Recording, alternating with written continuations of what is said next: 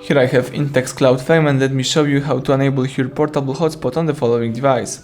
So at the very beginning, let's start by using the home screen. Let's use the apps icon, scroll down and choose here the settings.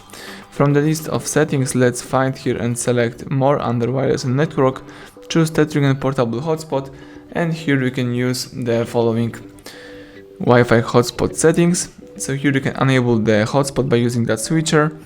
As you can see, the icon pops up, the hotspot is activated, and you can here configure hotspot by tapping setup Wi-Fi hotspot.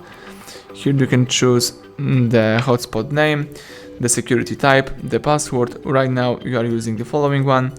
The password must contain at least 8 characters. You can also select AP band or use maximum connections. If you change something, tap save. If not, choose cancel. Here you can also read connected users and blocked users. To disable the hotspot, let's use the same switcher. So that's it, everything went well, thank you for watching. Please subscribe our channel, leave thumbs up under the video.